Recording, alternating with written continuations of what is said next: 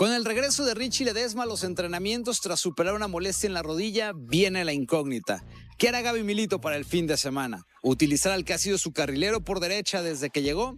¿O mantener a Santi Sandoval, que dio un buen partido en esa zona en el juego contra los Xolos de Tijuana, incluso haciendo gol en dicho compromiso? Será una de las interrogantes que tendrá que despejar durante los próximos días el técnico de las Chivas para buscar que su equipo llegue de la mejor manera posible al duelo precisamente de la fecha número 6 del fútbol mexicano. Otro elemento que han recuperado es José Castillo, que él tiene la competencia directa con Miguel Gómez por hacerse de un lugar precisamente en ese sitio. El que se sigue estableciendo como el delantero 1 del Guadalajara es Ricardo Marín. Ya lleva 3 goles en el campeonato, hizo doblete el partido anterior y el técnico Gaby Milito ha quedado sumamente complacido con la actuación que está teniendo este futbolista del rebaño. Mencionarles que durante la semana Chivas estará trabajando en Verde Valle y el próximo viernes viajarán vía charter a la ciudad de Pachuca.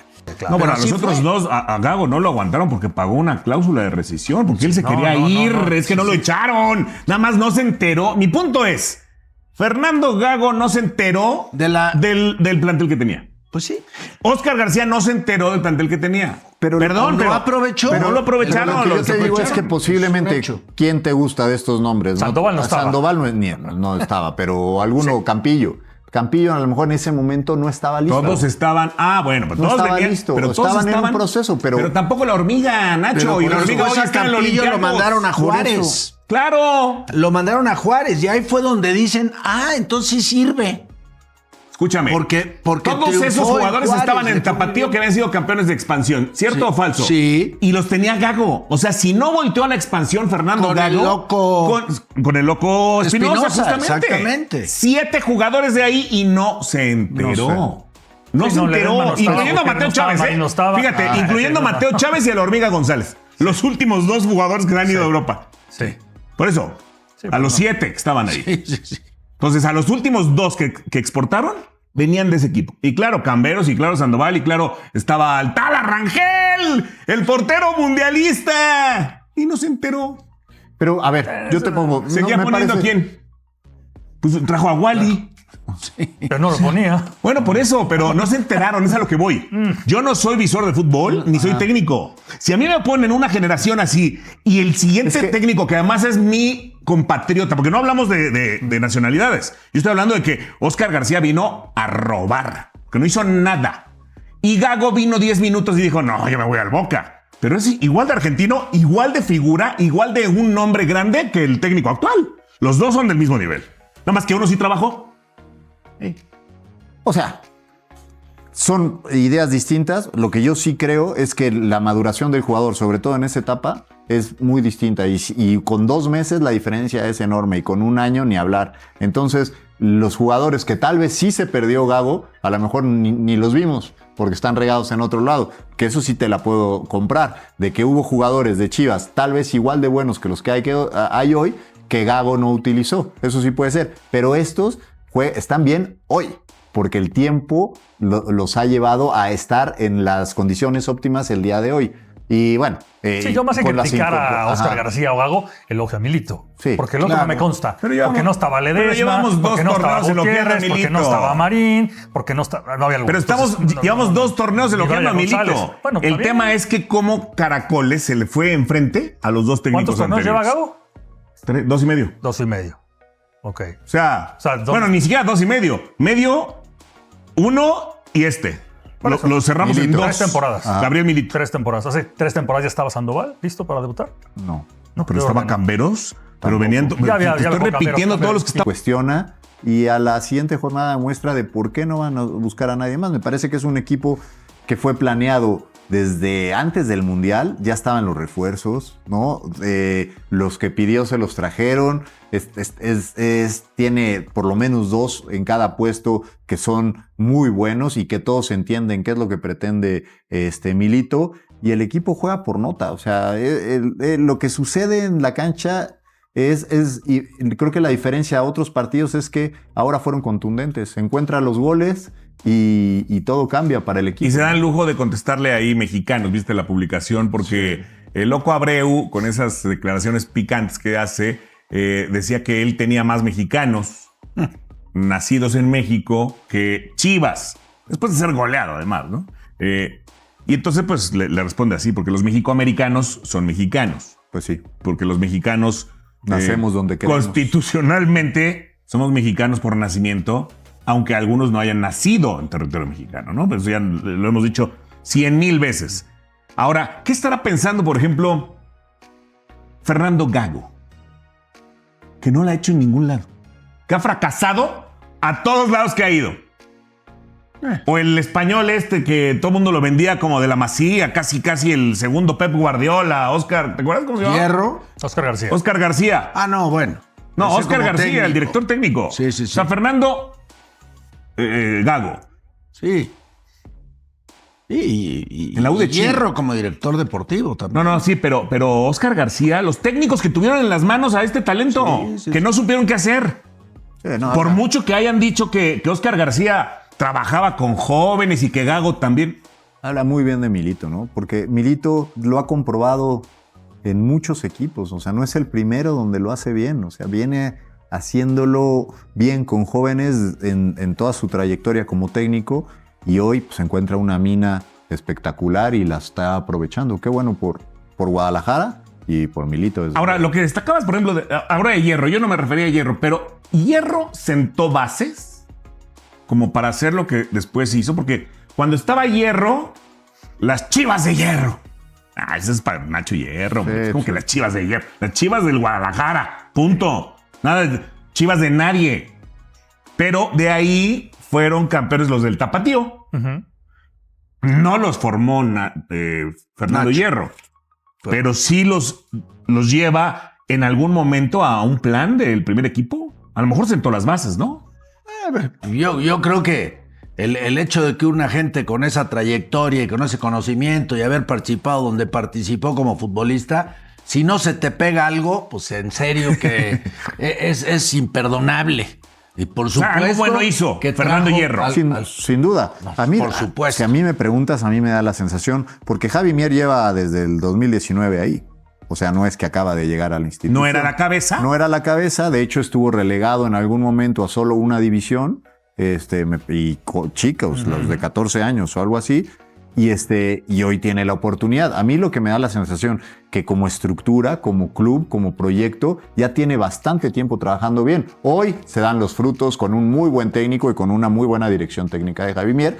Pero esto ya viene desde antes, no es de hoy, ¿no? Porque las cosas no suceden de un día para otro. Tú no formas jóvenes de un día para otro, ¿no? Esto se viene haciendo bien, pero aparece un tipo que les da oportunidad, que les da confianza, con una institución que lo respalda y los resultados son esos. O sea, pero Chivas, o sea, para mí, junto con Pachuca, junto con Atlas, junto con, te voy a decir, América y Necaxa hoy, son los que mejor trabajan en divisiones menores. Y cuando llegue un técnico que les dé oportunidad en cualquiera de En el América ya lo estamos viendo. En el América lo estás viendo, exactamente. Ajá, pero en Pachuca sucede regularmente. A ver, entonces sí tiene que ver lo de los técnicos. Perdón que regrese. No, sí. Oscar García no sirvió para nada. Fernando Gago no sirvió para nada. 3 días Oscar García. Gago sí. Bueno, pues los 3 días no sirvió para nada. Bueno, 3 días ya lo querían correr el día 1. Por eso. Este que está en pantalla sí sirve. Para mí también. ¿Sí? También, claro. Abreu. Claro. También, porque también quizás se equivoca en el momento, quizás se equivoca en el lenguaje, pero también poniendo a mexicanos, ¿eh? Se puso Mora. Sí. Es que es muy bueno. Lo está poniendo. Se la va a colgar. Se la va a colgar el colombiano. No, porque una cosa es. Espérame. No, estamos hablando. Si no quieres darle crédito, no, está a bien, ver, pero es que también te ha puesto mexicanos. De Fernando Gago a Oscar García a Milito. Gabriel Milito. Sí. Pasó por ahí el loco Espinosa, que ese sí estuvo 10 minutos, para que veas. Entonces, si esos dos ex técnicos extranjeros tuvieron esa materia prima y no se enteraron, no sirven para nada. A lo mejor en cambio, el loco Abreu, perfecto.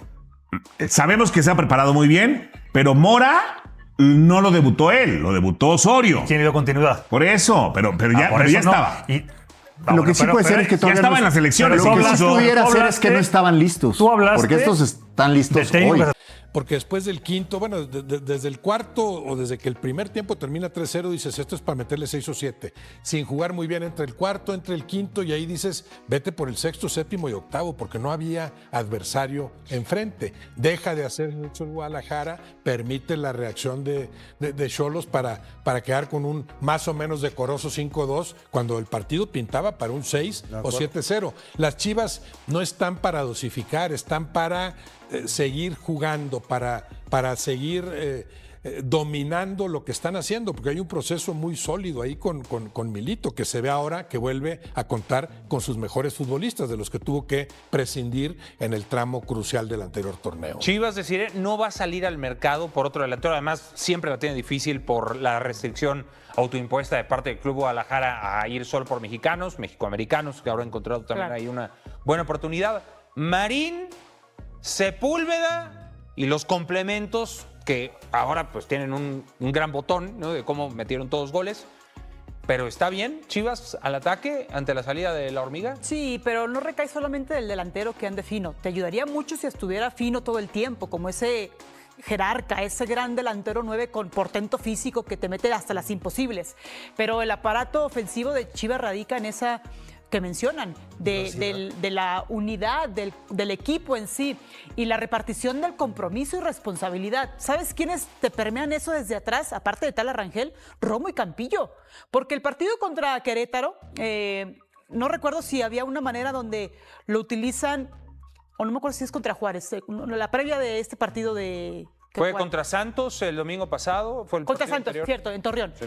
Utilizan a Luis Gabriel Rey como central, como líbero. Y ahora ponen a Campillo sobrando, ¿no? Y dejándolo a los centrales, ya sea por derecha, que fue por izquierda Romo y por derecha fue Gómez. Creo que a partir de esa función me parece extraordinario saber que con esa solidez atrás, en el compromiso y responsabilidad de recibir 0 goles, que entiendo lo que dice Roberto, que no te puedes dormir en todo el partido bajando el nivel, pero adelante, ahora sí, toda la creatividad, utilizando los extremos jóvenes que están encarrilados. No es suerte tampoco el hecho de que hayan tenido muy buen sub-20 estos dos mexicanos y que pueden ser esa fuerza más allá del complemento del 9. Esa doble contención, claro. Nervoso con Gobea, que a veces puede ser uno, que a veces son los dos y uno más suelto.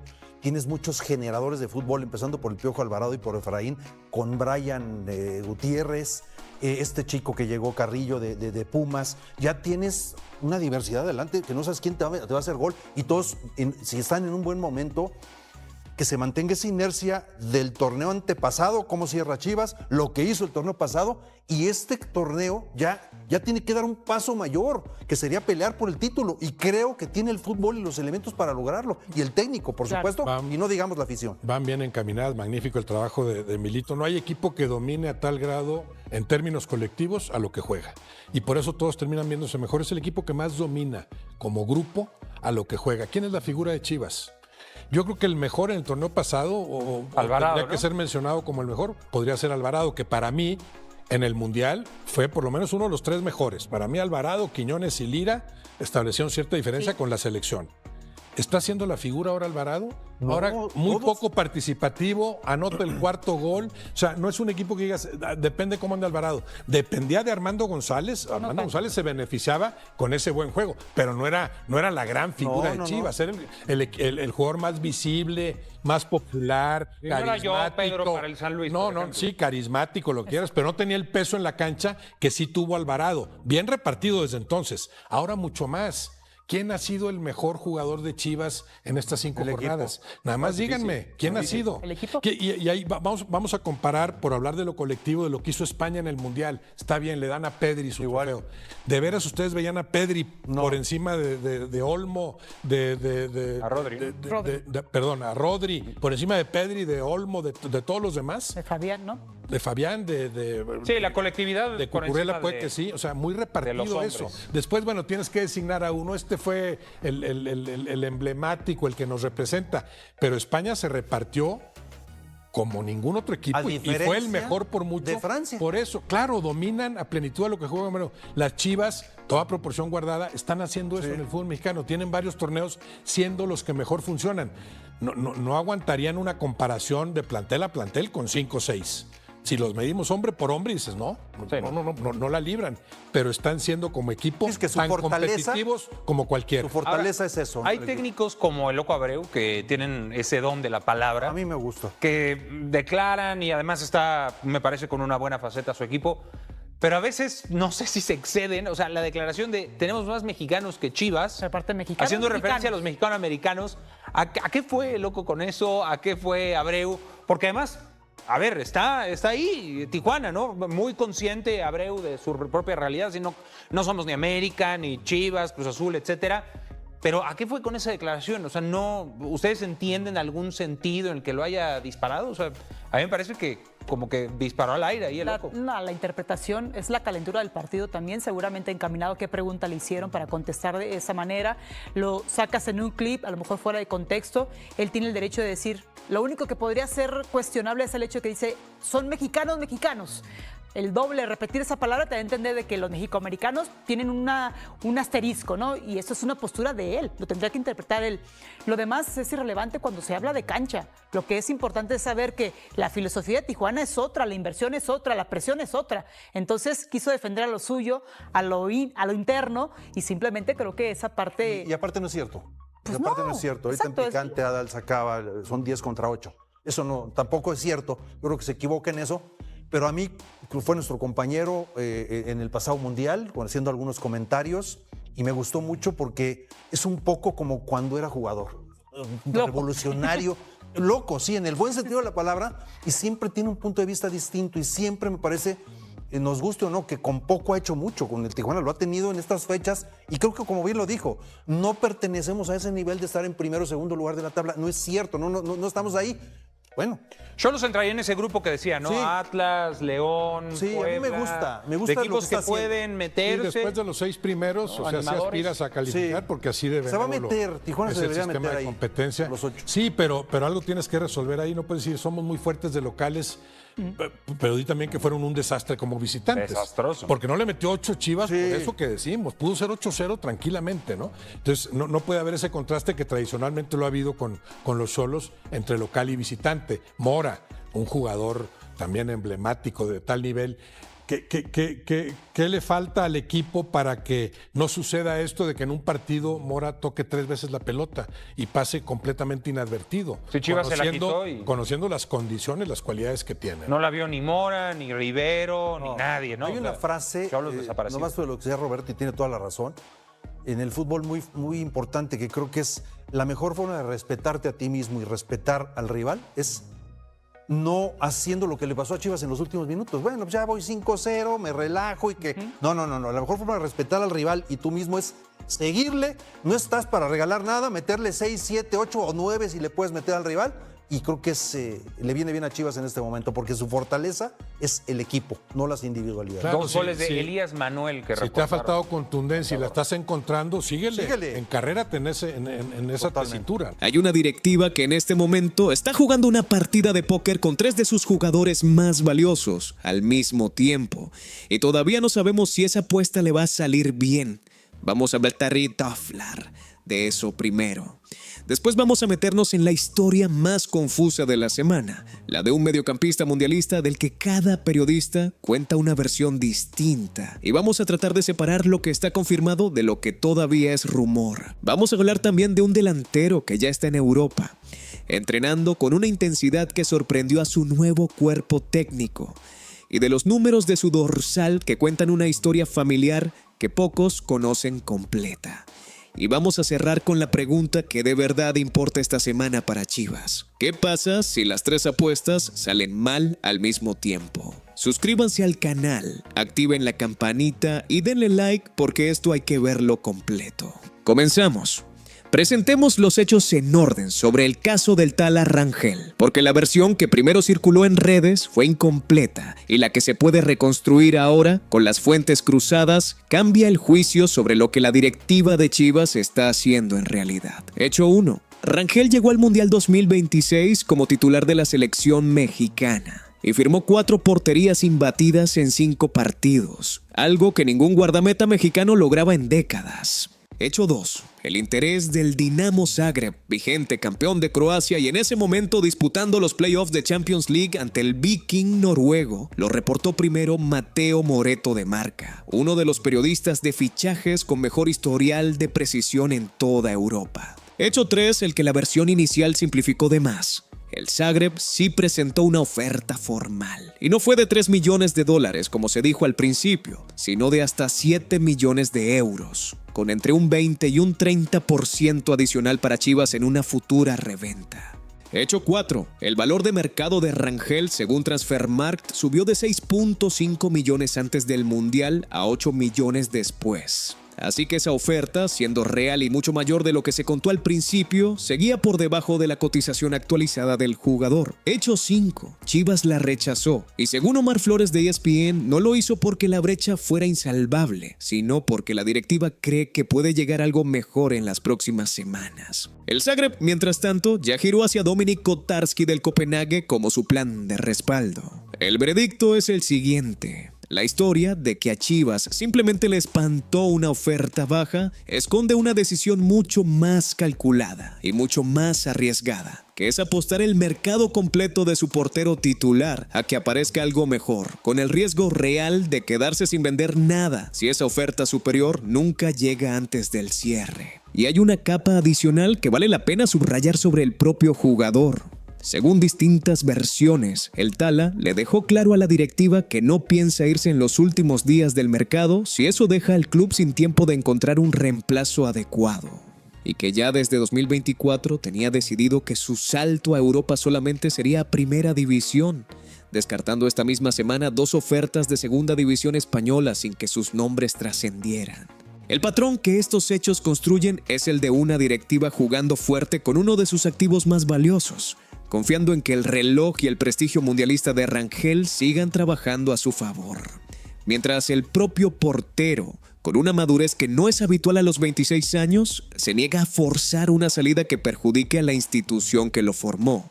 Analicemos ahora, con la frialdad que este caso exige, lo que está pasando con Brian Gutiérrez. Porque aquí lo más honesto que se puede hacer es no fingir que existe una sola verdad cuando claramente no la hay. Gutiérrez tiene 23 años, es mexicoamericano, nació en Illinois, se formó en el Chicago Fire y llegó a Chivas en enero de 2026 como un pedido explícito de Gabriel Milito para reforzar el mediocampo. Lo que hizo en su primer semestre bastó para que Javier Aguirre lo convocara al Mundial y lo pusiera de titular en el debut ante Sudáfrica y también ante Corea del Sur. Algo nada trivial para alguien con apenas 6 meses en la Liga Mexicana. Repasemos las versiones tal cual llegaron en el orden exacto en que se publicaron, porque el contraste entre ellas es el verdadero dato de esta historia. Raúl Ortiz de Fox Sports fue el más categórico. Brian Gutiérrez ya pidió salir de Chivas, su relación con Milito no es buena, y desde Europa llegaría una oferta formal en cuestión de días. Horas después, David Medrano de TV Azteca confirmó algo más verificable, que el representante del jugador viajó a Guadalajara para reunirse con la directiva y que el interesado es el conglomerado Red Bull Fútbol, con 4 destinos posibles: RB Leipzig en Alemania, Red Bull Salzburgo en Austria, conocido por haber formado a Erling Haaland y a Sadio Mané antes de venderlos al mercado grande, los New York Red Bulls de la MLS y el Bragantino brasileño. Y entonces, casi en simultáneo, llegaron los desmentidos. Personas cercanas al jugador negaron cualquier conflicto serio con el técnico. César Luis Merlo aseguró de forma directa que no existe ninguna oferta concreta en las oficinas rojiblancas, ni un acercamiento confirmado de Red Bull. Lo único que se sostiene cuando se cruzan todas estas versiones es esto: el interés existe en algún nivel real porque más de una fuente independiente confirmó la misma reunión en Guadalajara, algo que no habría trascendido en 2 medios distintos si no hubiera pasado. El destino que más se repite es el de los New York Red Bulls, con la promesa de que ese club sirva de escala hacia Leipzig o Salzburgo más adelante, algo que Chivas rechazaría de entrada porque su postura declarada es que si Brian sale, tiene que ser directo a Europa. El precio que circula como piso es de $10 millones y el contrato del jugador corre hasta 2030, lo que le da al club el mismo margen de calma que tiene con Rangel. La conclusión más razonable, sin dramatizar ni minimizar, es que probablemente ninguna de las dos versiones extremas es del todo cierta. No hay una ruptura total, pero tampoco no pasa nada. Hay una incomodidad real de encaje táctico entre un jugador de perfil específico y un sistema tan cerrado como el de Milito. Y esa incomodidad, grande o pequeña, ya fue suficiente para que el mercado europeo empezara a tocar la puerta. Abran ahora el expediente de Armando González. Porque con él ya entrenando en Grecia, hay datos que se quedaron cortos en la cobertura inicial de su salida y que ahora se pueden contar completos. Nació en Ecatepec en noviembre de 2002 y llegó a Verde Valle siendo un niño de 15 años. En 2018, cuando nadie sabía todavía su nombre, pasó por el Tapatío, por la Sub-18 y Sub-20, hasta debutar en Liga MX en enero de 2024. 12 goles y título de goleo en el Apertura 2025, otros 12 en el Clausura 2026 y 14 minutos en el Mundial 2026 que, según él mismo dijo, valieron más que cualquier estadística porque significaban que el mundo de fuera del fútbol mexicano por fin le prestaba atención. La operación con el Olympiacos, el club más ganador de la historia griega con 48 títulos de liga y actual campeón de la Conference League, ya está cerrada y documentada paso a paso. González viajó a Atenas el jueves 20 de agosto. Fue presentado el sábado 22 y esa misma noche fue como espectador al estadio Georgios Karaiskakis a ver el triunfo 1-0 de su nuevo equipo sobre el Atromitos. Los primeros entrenamientos confirmaron lo que cualquier aficionado rojiblanco que lo siguió de cerca ya sabía. Llegó con una intensidad y una disciplina que sorprendieron al cuerpo técnico de José Luis Mendilibar. Él mismo lo dijo sin rodeos, que está listo, que 1 minuto o 5 minutos siempre va a dar el 100%. Evidencia 1. Ya fue registrado con el dorsal 34, el mismo que usó toda su carrera en Chivas, el mismo que también portó su padre en el rebaño y el mismo con el que debutó en Primera División. Hay 2 números que querría usar en el futuro y que por ahora no puede. El 9, en homenaje a su padre, ocupado por el titular marroquí Ayoub El Kaabi, y el 14, en homenaje a Javier Hernández, que pertenece a Dani García. Nadie que cargue esos significados sobre su propio dorsal está tomando esta etapa como un contrato más. Evidencia 2. Mehdi Taremi, el delantero iraní que compartía esa zona del ataque, ya no está en el plantel, lo que le abre un hueco real detrás de El Kaabi. Evidencia 3. Llega arrastrando 12 partidos consecutivos sin marcar entre Liga MX, Leagues Cup y Selección. Así que su probable debut, el domingo 30 de agosto ante Asteras Tripolis, también es la oportunidad de cortar esa sequía en el peor momento posible para hacerlo, en su propia presentación europea. Y hay un dato final que conecta esta historia con otra que ya sigue el fútbol mexicano completo. El propio padre de González reveló a Claro Sports que el Olympiacos también tiene la mira puesta en Edson Álvarez y que él vería con buenos ojos esa llegada pensando en la adaptación de su hijo. El Pireo no está terminando de armar su plantel. Está apostando por el fútbol mexicano completo. Y González ya es la puerta de entrada. Si llegaron hasta acá es porque el rebaño les corre por las venas. Y saben que lo que viene ahora es lo que la directiva preferiría manejar sin tanto ruido. Denle like ahorita y seguimos. El cruzazulismo, disculpen, el rojiblanquismo tiene todo el derecho de estar nervioso esta semana. Porque cuando se juntan las 3 historias que acabamos de contar, la conclusión institucional ya no admite mucha discusión. Armando González ya se fue, cerrado y confirmado. Raúl Rangel sigue en Chivas, pero con la directiva apostando deliberadamente a que llegue una oferta mejor que todavía no existe, con el riesgo real de quedarse sin vender nada si el reloj se agota antes de tiempo. Y Brian Gutiérrez tiene versiones contradictorias sobre su salida, pero el interés de un conglomerado con la capacidad de Red Bull ya está confirmado por más de una fuente independiente. Eso significa que Chivas está a un movimiento de distancia de perder a 3 piezas centrales de su plantel campeón en el mismo mercado de verano. Y en los 3 casos, la directiva decidió negociar desde una posición de poder, con contratos largos y sin urgencia real de vender, apostando en los 3 frentes, a que el tiempo y el prestigio mundialista de sus jugadores sigan jugando a su favor. Es una estrategia con lógica financiera de manual, pero también es una estrategia que puede terminar el mercado sin haber vendido a tiempo ni haber reforzado lo suficiente para sostener el nivel que el propio Milito mostró apenas el sábado pasado ante Tijuana. Y hay un detalle que conecta todo esto con el futuro inmediato del ataque. Chivas tiene una cláusula de recompra sobre Luis Puente, delantero de Atlante y campeón de goleo de la Liga de Expansión el semestre pasado, al que buena parte de la afición ya señala como sucesor natural de la Hormiga. Pero esa cláusula solamente se activa si el Atlante quiere vender, y hoy los Potros no tienen ninguna necesidad de hacerlo. Chivas tiene la llave en la mano. La puerta del otro lado sigue cerrada. ¿Ustedes qué habrían hecho en el lugar de la directiva con la oferta del Dinamo Zagreb? ¿La habrían tomado o también habrían apostado a esperar algo mejor? Y si al final las tres historias se resuelven mal para Chivas, ¿a quién le tocaría la responsabilidad? ¿A la directiva por arriesgar tanto al mismo tiempo o al mercado por no ofrecer lo que el club considera justo? Échenme eso en los comentarios porque quiero leer con calma lo que piensa la afición. En el próximo video les cuento lo que está pasando en el vestuario alrededor del partido ante Pachuca y la decisión que más va a generar debate esta semana. Si Milito sostiene a Sandoval y Camberos como titulares, o si respeta la jerarquía de Ledesma y vuelve al plan que tenía trazado desde el principio. Ese detalle lo cambia todo. Suscríbanse para no perdérselo, denle like si llegaron hasta acá, activen la campanita y nos vemos en el próximo video. ¡Arriba el rebaño sagrado!